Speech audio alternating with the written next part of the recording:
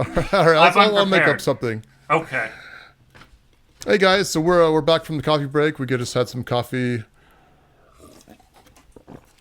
Yeah, I guess we do that now. Yeah, so we're back with Matt Perks and Pat Regan, of course. And so cool thing is we put out on Twitter, asked if you had any questions for Matt, see what's what's on your mind. And well, the first question, which I've actually wondered myself, and is your name actually Matthew Perks? Yes. It is. Yes, it is. That's amazing. I'm surprised people wonder, actually. But it is Perks isn't terribly common as a second name, so yeah. But yes, it's my second name, yeah. I'm going to tell you, my friend's wife stalked you all over the internet on Saturday night because I said his name's probably not really Perks. She found you on all sorts of social media. She found you on LinkedIn. I'm like, right. Well, he could be. Yeah, I'm like, he could be making it up there. Mr. Rogers' last name wasn't Rogers. You never know.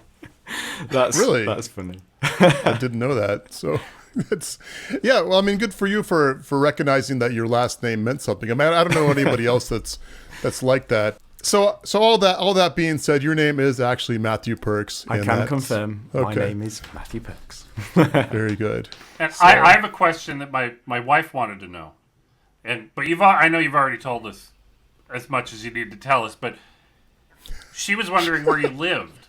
But this was only I was watching one of your videos in the living room. It's 3-4. No, I have no idea where. I was wondering where that was going. Coordinates. What does Jeremy know? GPS.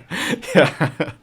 We were watching the video. You were out in your yard you were testing sound panels.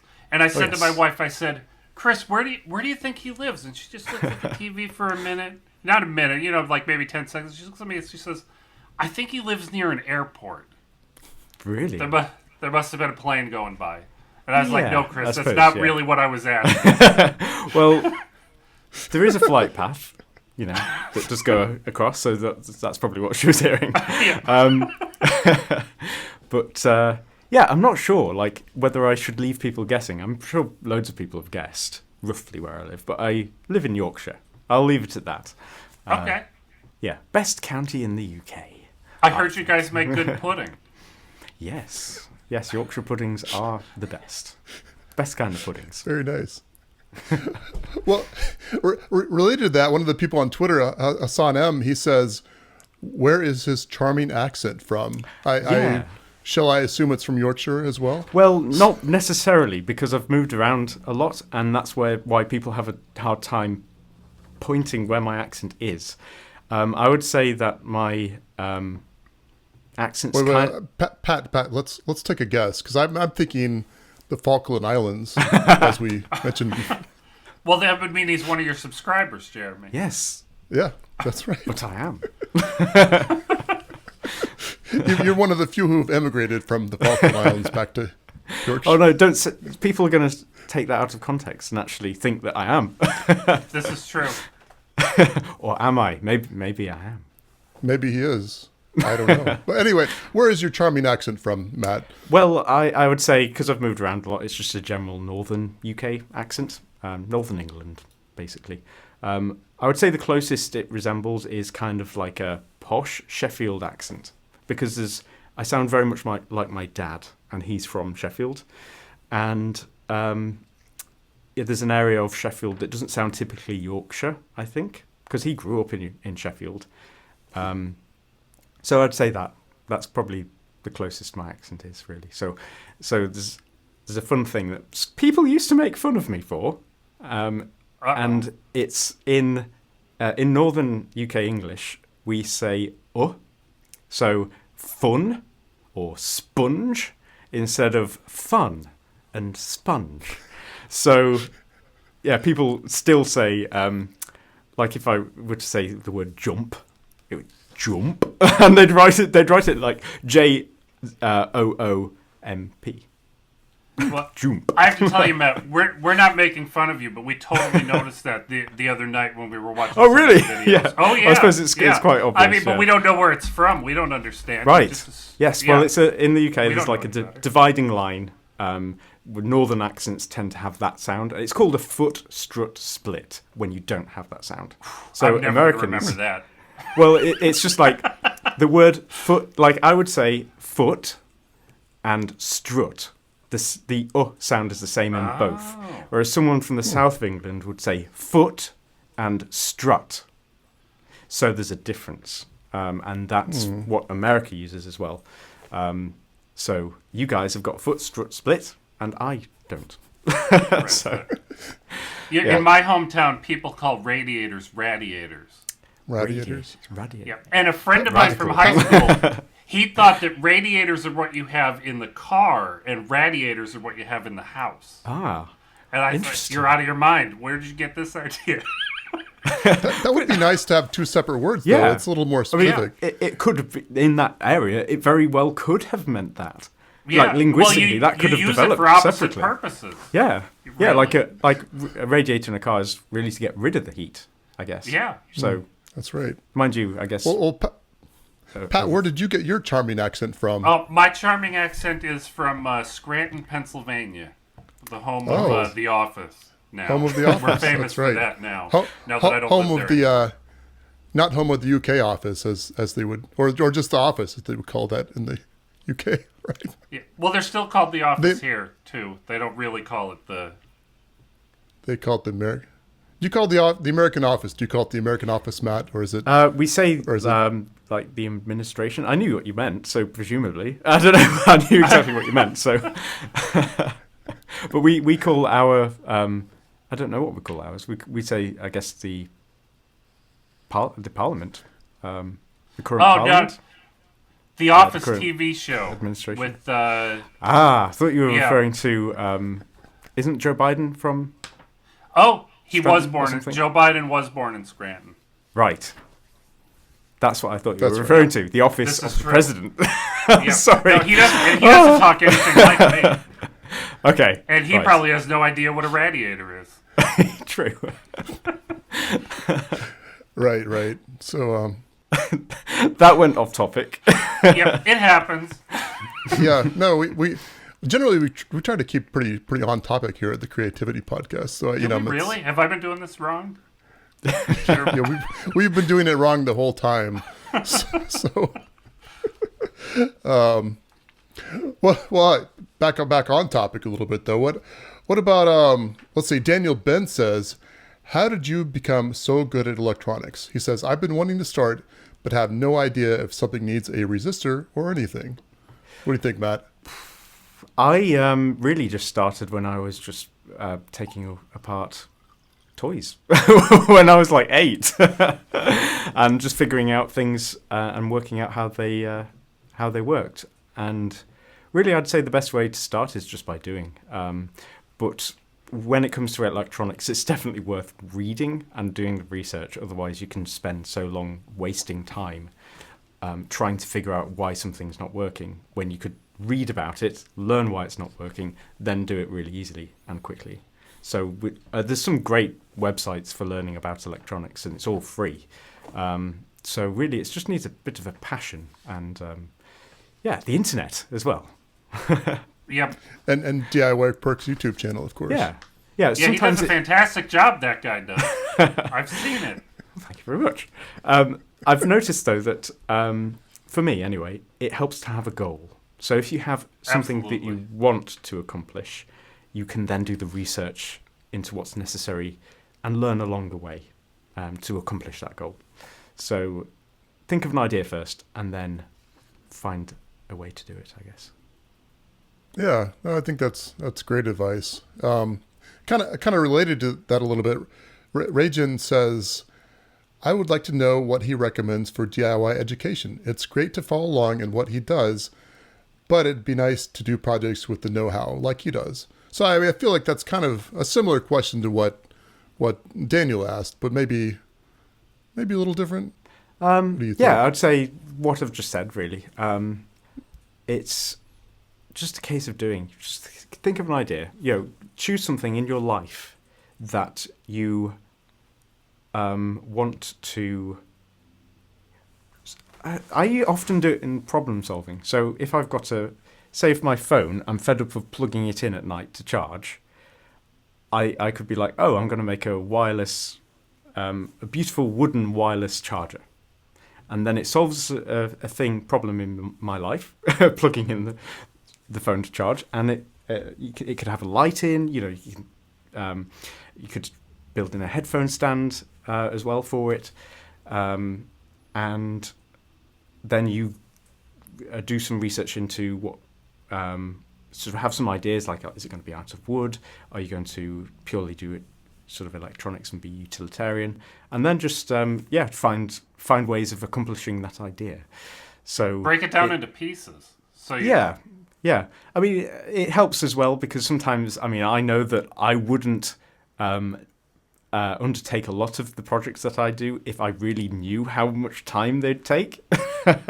Sometimes it helps when you start with the idea, just a general idea. You can add the details later as you're going along, and it breaks it down, helps you to focus on different bits. And there's no better way of learning than doing, if you ask me. So, sure. I totally Is that kind of how agree with you, Matt? Is that kind of how you started out? Just doing, okay, I have this project and yep, yada yada yada. Matt From what you needed said lights for his videos. Yeah, That's what I heard. That's the way to start. From what you said earlier, you started at a fairly young age, I guess, eight apparently. Yeah, I wouldn't say start. I didn't start DIY Perks then, but I guess in some ways I was learning though, because there's been a sponsor that I sometimes work with. It's KiwiCo, and they do projects for kids, and I sometimes say my sponsor spot how when I was 8, I was doing the same things, different brands and things, but I really did start learning at that period of time, and I would say it's good to just start experimenting. Just it's fun. So. Mm-hmm. Yeah, no, I agree with that. I wish we had electronic stuff to play with when I was 8. I had a lot of cool toys, a lot of Legos. Capsella. Do you guys know Capsella? No. They were these weird little clear balls. Oh, that you yeah, stick I had together. some of those. Those were awesome. They had gears and things that ran through it, little drivetrains, and there was a motor on one end and batteries you hooked up to it, and you had wheels. And I remember building a thing that would climb to the ceiling. It was. That sounds cool. Yeah, those are cool. Quite cool. What about Constructs? Did you guys have that, Pat or Matt?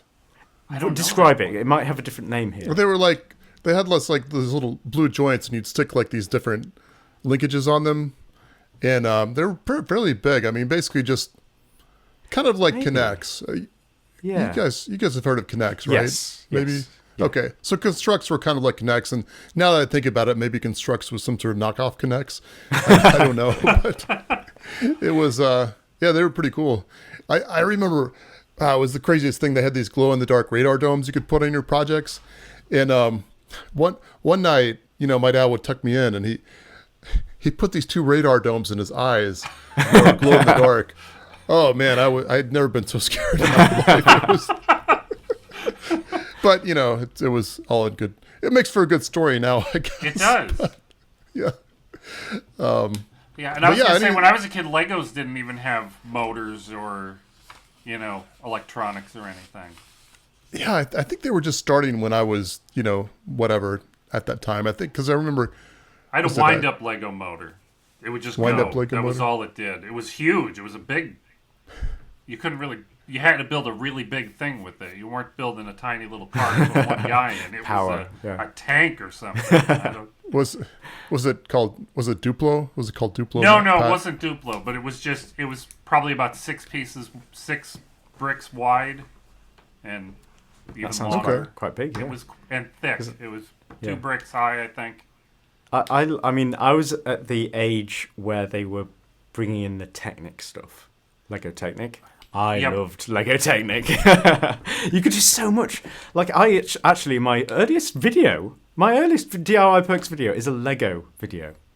Believe it or Really? not. Yep. I built this follow focus for a camera because I noticed that's that awesome. when you plug two Lego motors together and turn one of them, the other one turns in turn because it's generating. One's acting as a generator, the other is acting as and it was almost like one to one because it was geared.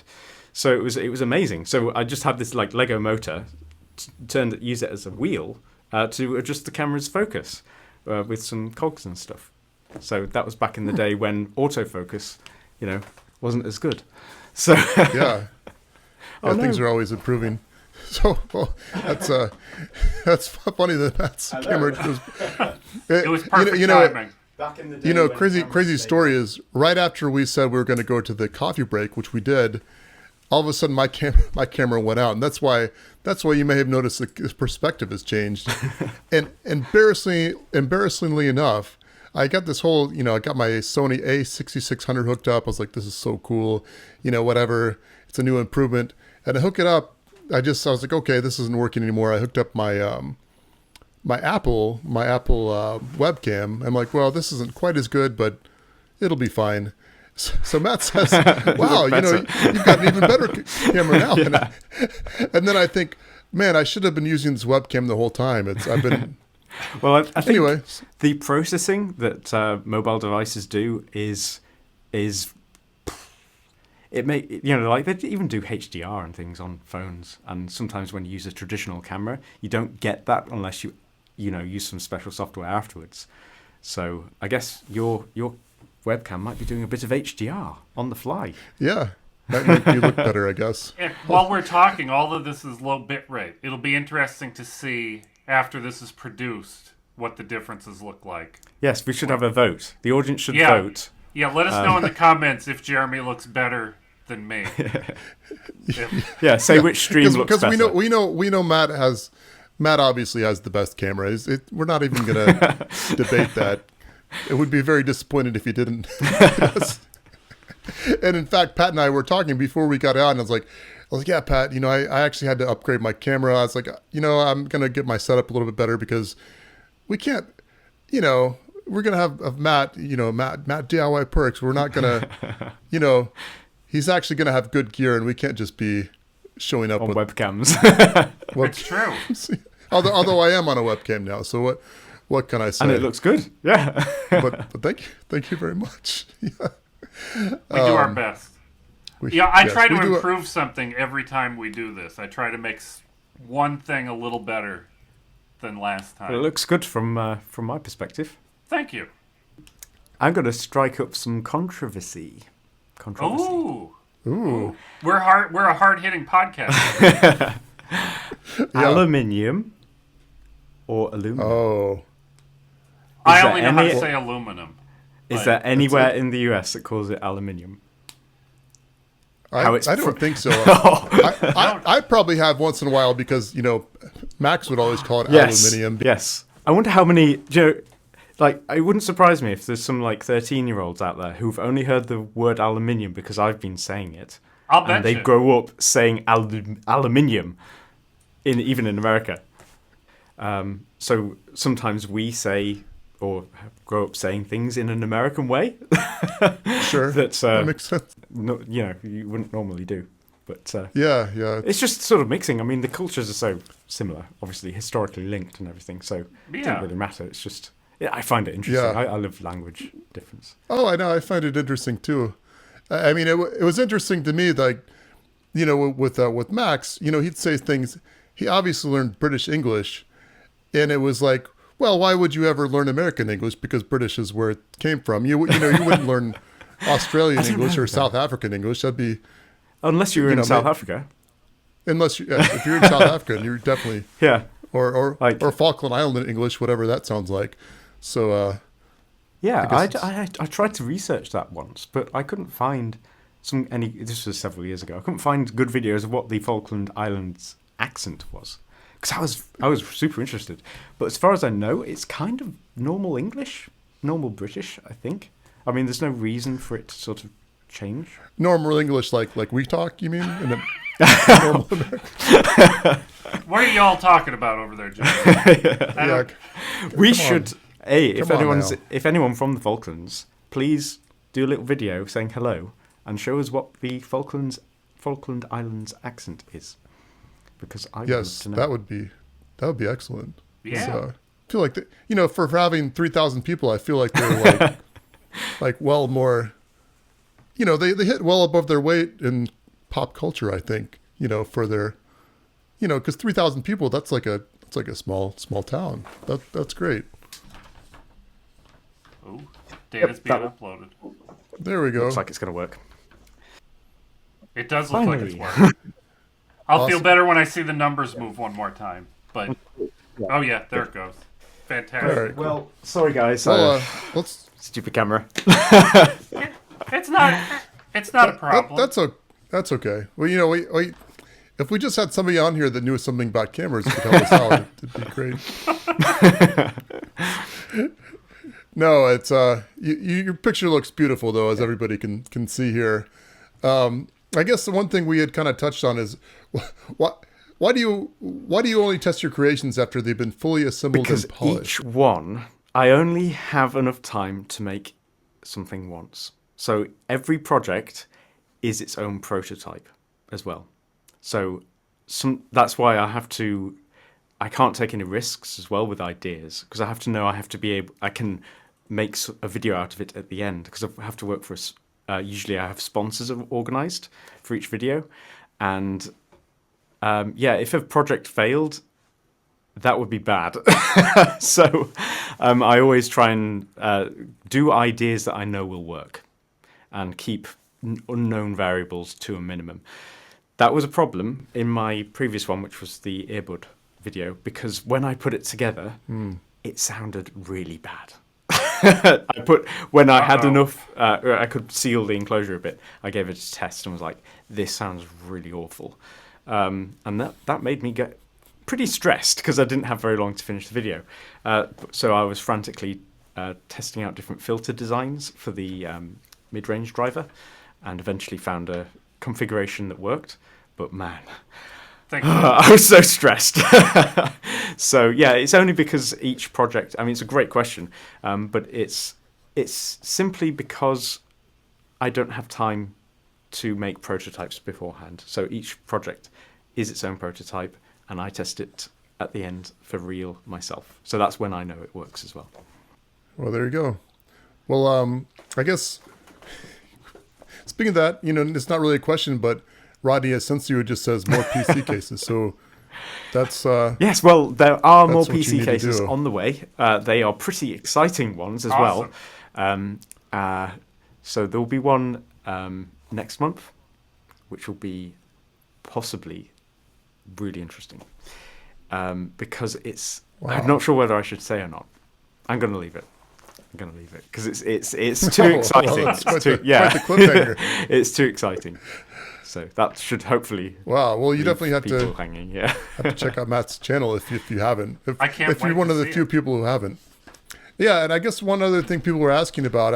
I hope it's not too off the topic, but there was a dog in some of your videos. How's that dog doing? He's still around, just really old. So I don't think he has very long left, as I mentioned earlier. But I've already sort of grieved, because he means like so much to me. But it's been very kind of him to sort of. It wasn't a sudden cliffhanger with his sort of health and stuff. He's sort of gradually gone down. I mean, he's really old for like a big dog. Big dogs don't live too long. He's about 17. And that's pretty old for a golden retriever. And he's sort of decreased gradually. So we've sort of gotten used to the idea of not having him around. But he's been well loved. And his name is Bertie, for those who are wondering. I don't know if I don't even know which videos he's in. I know he's in the sound panel video in the background, just chilling in the garden. Yeah, I saw him in a video while I was researching for this once, but I don't remember. Yeah, he's not been in very I often. saw. It's funny how whoever that was asking that question. I wonder which video it was. Yeah, let's see who asked. It was either the microphone video or asked the that? sound panel video. Oh yeah, it was the Twitter user Ma Raisin de Entre day manager. I'm David butchering Phantom that. at David Phantom on Twitter. At David Phantom, yeah. So That's the so there's your answer. So yeah, all the best to Bertie. Absolutely. You know, I'll it's pass that on. I'm a dog lover myself, and it's I don't know. It's interesting. You know, you see them from a puppy, and then you see them as they're older, and I don't know. It's an interesting thing. So I guess probably I guess we'll let Matt come back. There we go. On the potato camera. All right. So It still looks good. so that's we're actually glad to leave it here because Matt has been shaming us with his excellent camera skills for so long, and now we get to see him in a normal webcam. So that's great. But that being said, what is everybody working on? Are you working on anything interesting, Matt? Oh, you already kind of said, but what can you tell us? When is this going to be published first? What do you think, Matt? What do you think, Pat? You think? I'd say next week. What do you think? It might. It might be. My video might be live by then. Between our laziness and your requests, it could be whenever you want. Yeah. I'm nearly done with it. It's it's another PlayStation 5 video. Oh, the other one was beautiful. So thank you. Yeah, it's sitting right there actually. But this time it's the polar opposite of the previous one, which was brass. So it took the original design, made it out of brass, and it looked amazing. But and it wasn't. It was really obvious. Like it demanded your attention. If that was in the room, it's like, look at me. I'm a brass PS5. Look at me. That's what it was.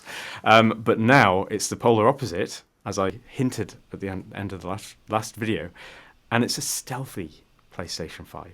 Okay, because some people don't like the PlayStation 5's design. I've heard this. Yes, and they think it looks like a router. Router. I don't know how you say it in the US. Internet connection thing. Yeah. Yeah, it's just a polarizing design. It's big. It looks awful horizontal.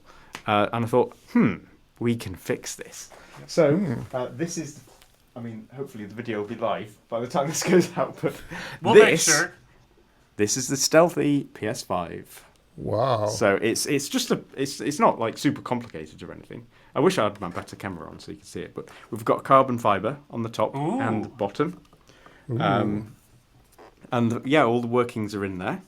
I've still got some wooden inserts to fit into this honeycomb design for the fan intake. And then there's a strip of carbon fiber that fits in there. That's the power button. So it works as a power button and a cover for the ports, and it can hinge open. So very cool. Yeah, beautiful. So that's what I've been working on. If you want to see it in better quality, you just go to Matt's channel, and it'll be gorgeous, I'm sure. So that is awesome. What about you, Pat? You got anything you're working on these days? Is it OoberLights? Is that what it is? I tell you about these all the time, but now I feel relevant because we have an LED expert on the podcast today and a PC case modding enthusiast. A friend of mine and I have been working on this little board here. These are RGB LEDs, the NeoPixel style LEDs, and this is sized to fit in an optical drive bay. Oh, nice. And the idea, I had this idea like 15 years ago. The first time I said, have you ever seen a Decatron? I've heard of it, I think. It's a Russian vacuum tube with lights in a ring. Oh, right. And that was all I wanted. That sounds cool. I just wanted red LEDs in a ring. And then when I told my friend who knows how to do this stuff, he said, well, why don't we make more rings and make them RGB? All I wanted to do was light them up like this would be a disk usage indicator, right? And, you light up half of it and it's... That's cool. But now it's red and green and blue and colorful, and I don't know what all we're going to do with it, but... That sounds cool. Thank you. I figured we'd have like a pixel spinning around to indicate network throughput. The faster it's going, the faster your network is going. Yeah. That sort of stuff. I like that. Thank you. And it has an ESP8266 Wi-Fi chip controlling the whole thing. So you don't have to put this in a case. I figure we'll design some sort of little desktop, like a clock. But that sounds cool. The new version that he's working on, that we have to order prototypes for soon, has a third ring in the middle, and we're going to try to cut off, get a rounded PCB on the edges, so we can put it in a cool case, not just a PC case. I like that idea. I'm super excited about this. It's a great idea. Thank you. Because I used to love actually having an LED indicator for hard drive activity. Yep. Like when that was a thing on computers. Yeah. I found it useful. And but now you're going to be able to do, I figured you could do reads in one direction, writes in the other direction with a, superimposing. You could change the color as well, depending on how much data is being written. Yeah, and you could have it look like a fireball, have it white hot in front with an orange trail. I have all sorts of weird, goofy ideas for what we can make. Sounds cool. Do. Thank you. Sounds cool to me. I'm super excited. But this was terrifying. Are you doing that as a video? This was terrifying because my friend who designed this, he'd never had a PCB manufactured before. And I never did either. And he told me, Pat, why don't you just order all the parts? We'll get the bare PCBs are only $10 for 5 of them or something. And he said, Pat, you could surface mount those 90 LEDs on each ring. And I said, I cannot do that. Not doing that. That's not going to work out. That's not going to work out.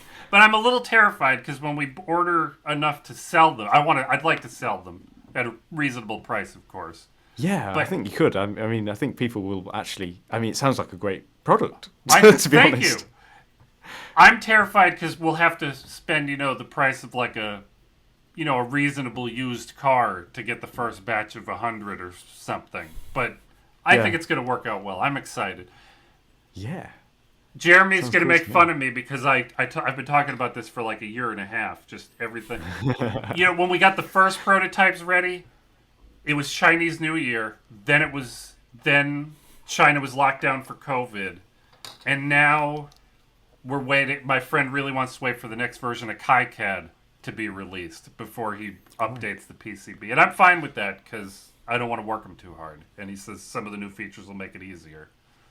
I hear you. But that should be soon. That's within the next month or two. And we'll order another 10 prototypes and send them out to our friends. Yeah.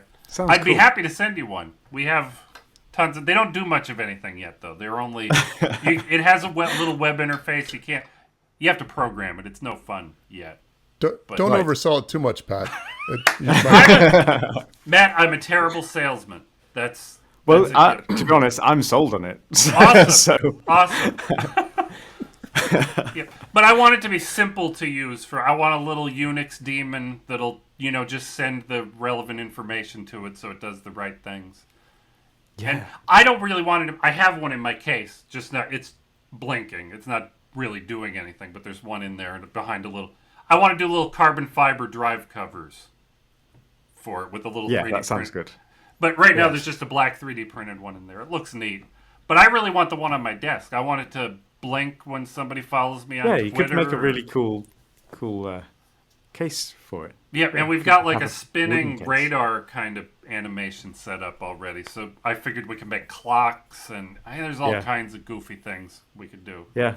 Yeah. But people love blinking lights, and I love blinking lights. Yeah, so especially if they are RGB. Yep, it's even better. And they're stupid bright. It's like a little flashlight when you light everything up. It's almost an amp. The whole thing when you light it all up.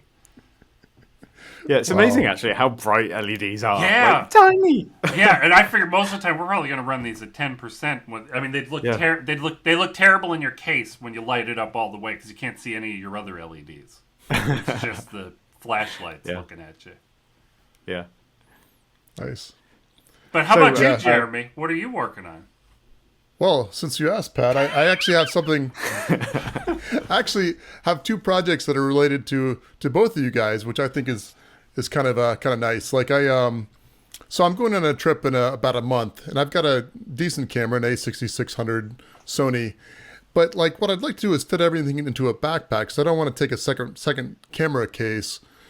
So I don't need something bulky to like try to fit into my backpack. So what I did was I actually went to went to Tampa Hackerspace, and they have a whole sewing thing. And this is a pants leg, and it's basically what I've got is Velcro on one side, and so you stuff your lens in one side, Velcro it up, and then you put your body on the other side, and you Velcro it that. So basically, like, it's not meant to protect your camera so much as to be like just to keep it steady, so you can like pack shirts and stuff around it. Yeah, so I couldn't find anything quite like this on the market, and I think it's cool. it'll work out. I like that. Thank you so much. Sounds handy. Yeah, I agree. I mean, it's things like, I mean, the two things that you're both working on are just like, it's. Do you know the earlier questions where people were asking where do you start? And it's you start with the idea. Yep. And I mean, both of those projects, they're completely different in terms of simplicity and complexity. They're quite polar opposites, really. I'm absolutely amazed this even worked. I was so relieved when they powered up. Oh, yeah. Yeah. And they didn't. We had to put I had to eliminate a resistor and replace it with a wire on 10 of them. Wow. Tiniest little resistors. Right. That was I'm rubbish with circuits, but yeah. I tried making a microphone amplifier for that microphone project I was mentioning. Yep. It didn't work. But I've learned more since then, so I should be able to get it going. But I couldn't build an amplifier. It's not the most complicated thing ever. But I couldn't get that going. It's not the most not complicated thing ever. I mean, it's funny, we talk about like, oh, it's just an amplifier. Like it's just mind blowing how much you learn, and then I don't know, you get to a certain point and you think, well, that's so easy, but it's really not. Yeah. I mean, it's. I think it's areas like that though where formal education can help a lot, and that's. I would say if people like, there's two areas. Like if you want to really take something far as a career, in a specific field like engineering, or whether you're engineering circuits or engineering like a physical building or something, that kind of thing is definitely something that you could benefit a lot from with formal education. But when you sort of don't know or just want to sort of start making stuff, then you should really just stick to learning things from the internet and learn by doing, because I mean that's what I've done. I haven't got any formal training in anything, so it's all been kind of trial and error. But you can get quite far. Yeah, well, you're doing a fantastic job, Matt. Absolutely fantastic. Something to be said for formal education. When I go to the doctor, generally I don't like them to just have figured it out off the internet. Yes. Yeah, when the doctor pulls up WebMD on their phone. Yeah, that's not a good feeling. Well, tell you what, I guess, man, we've had a great conversation. I had one more question for you, Pat. For me? Yeah, for you. Okay. Have you seen the rest of the head yet? I almost did. I'm halfway through episode 4 is what I learned. The big reveal was that episode 4? Is that really true? No. Oh. You said you acted like the big reveal. I learned that.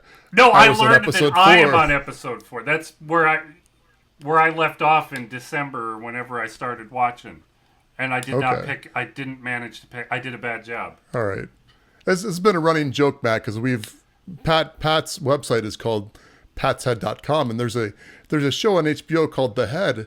I was like, well, I've got to watch this. Yeah, because that's my email address is thehead@patshead.com. Really? I thought my website used to just be my spinning head right in the center. That was the only thing that was on there for 10 years. Yeah, right. A little animated GIF. I look a lot younger in that GIF. Right. It's true. So what about you? Now that we've said where we can find Pat, where can we find you, Matt, if we wanted to? Oh yeah, most people can find me on youtube.com/DIYperks. Okay, that's where. Yeah, I'm on Twitter as well. DIY Perks. I'm at most places DIY Perks, but very good. YouTube's the best place to YouTube to see what I do. And Pat, I guess same thing with you. You're on Twitter /YouTube. Well, forget about Twitter. Don't find me on Twitter. Where you should find me now My friend Brian and I just started doing a sort of podcast thing. If you want to watch more of me talking to the camera. See, we don't have a nice YouTube URL, Matt, like just youtube.com/DIYparks. Yeah, and I don't even know if days. we find it searching for us yet. I have a lot of trouble finding we only have 4 videos that we uploaded last month. Which side is this? See, there's a little Butter What logo over here. If you go to butterwhat.com, you could probably find our little podcast on YouTube. But we're doing another podcast, is kind of what I'm saying. And I'm doing a terrible job of selling it. But essentially what we're doing, we're looking at content on the internet and talking about why it's awesome and talking about some of our own stuff. Kind Nice. of. That's Butter what? Like Jabba the Hutt, right? Like Is that your Jabba theme? the Hutt, it does rhyme. It's spelled different though. Thanks. Hut is H-U-T, right? It's not W-U-T. I don't know. I mean, I think they're both just kind of made up It's true. at this point. It's very hard to find a domain name when you want to set up a new blog. You know, we put words into one of those random domain name finders. One of the words we put butter, potato, who knows what else. But one of them we came back butterwhat.com. We're like, butter what? and now we're sold. It was easy. It's a good, great. memorable name. Thank It's a good, you. memorable name for Thank you. And it's for fun a to say. podcast. It's Yes, fun to Right. say. very much. Butter And what? it invokes like good vibes as well, like butter. It's delicious. Yeah. And we get to have toast with a question mark and a loud sign on it, so I'm pretty excited.